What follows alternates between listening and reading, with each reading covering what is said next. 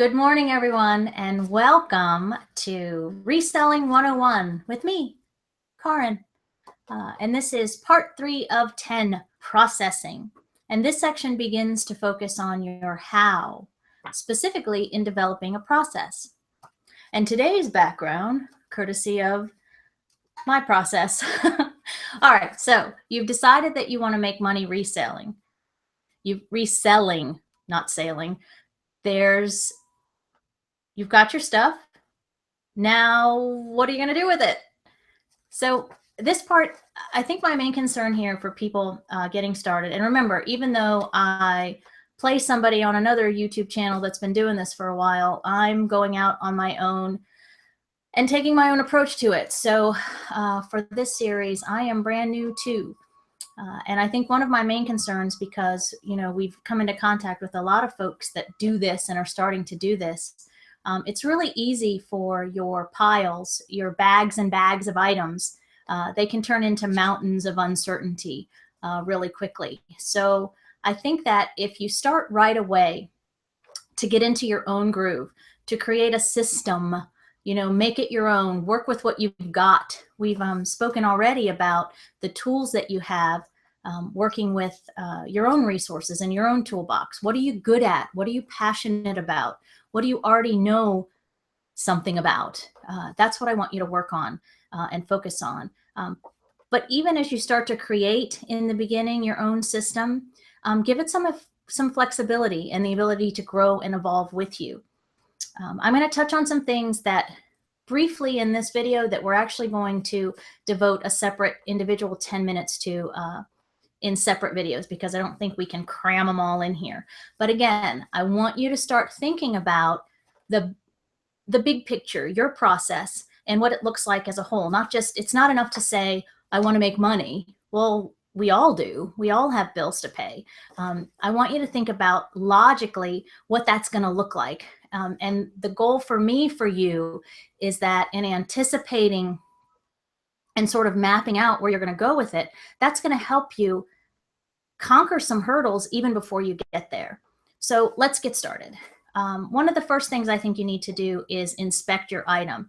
People aren't going to buy something if it's dirty or broken or there's something wrong with it. Now, that's not to say you can't sell items that have defects. But if it's a new in a box, for example, item, or new with tags item that you want to sell, just make certain that you're putting it out into the eBay universe exactly how you're portraying it. If it's something new, people are going to expect that it's going to be in great, flawless condition, right? And again, if it's not, we can talk about, how you can document that. So when we've already talked about acquiring, that was the video right before this, right? Your acquisition. So make sure that what you've got is in whatever shape it is, preferably really good. Somebody wants to get it shape, but again, there's a market for things that aren't 100%.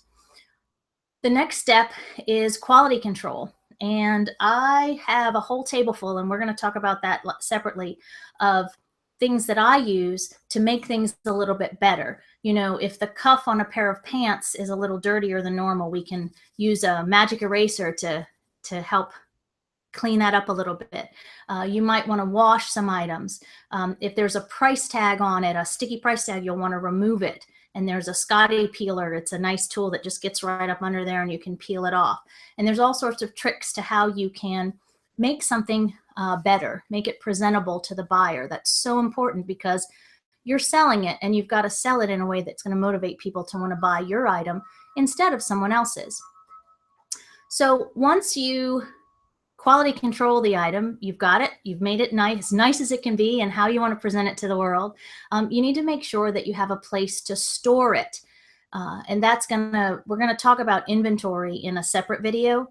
We're going to actually start with a really basic inventory system. But if you're doing this out of your home, which a lot of us are, you need to dedicate some space. So if it's clothing, maybe you have a corner in a closet somewhere, or behind me, you can see that I'm going to be using, for my purposes, like a little plastic bookshelf that you can get at, Home Depot, Lowe's, Walmart, whatever.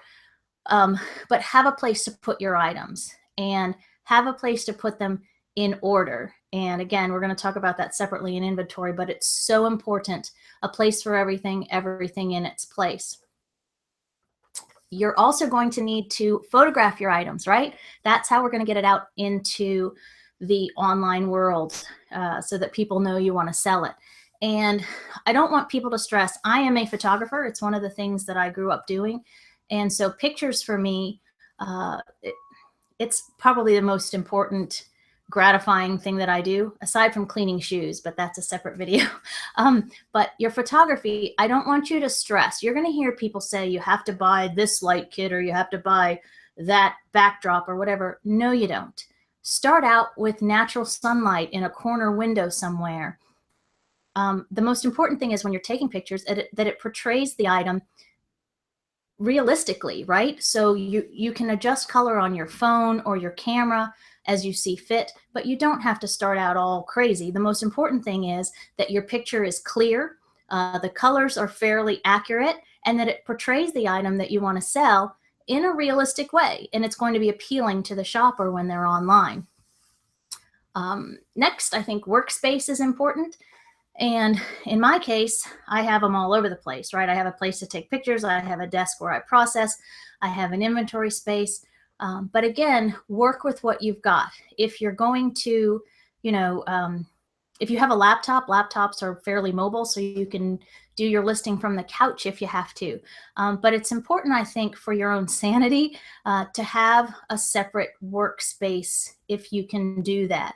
Maybe your desk or that corner of your office or your guest room or even in your garage serves a purpose.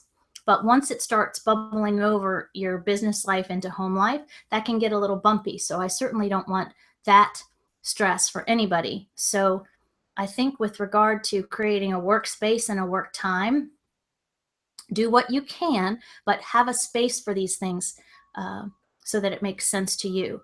Because we're going to, once we sell something, we're going to have to ship it, right? Pack it up and ship it. So for me, having any sort of open table, and it's funny because I do my processing on a laptop in one space, and then sometimes I'll even ship something from the kitchen table if I have to, whatever works. But we're going to talk about shipping supplies in a separate video and what that looks like as well. But make those wheels in your head just start turning, looking forward. And again, it has to be what works for you. Having a separate area for everything is not practical, but having a dedicated space where you go and you tune yourself in to work, that's where we're going to work. We're not going to play video games. We're not going to play TV. We're not going to whatever. I'm not saying you can't do that while you work. A lot of folks will listen to YouTube videos while they list. But just be able to flip a switch and dedicate your time and your focus to the business at hand. So packing and shipping, important area, right? Part of your process also is going to need to be sort of what you do and how you process the item itself, because just because you acquire an item, you process it, you decide to list it, doesn't mean you're necessarily going to keep it.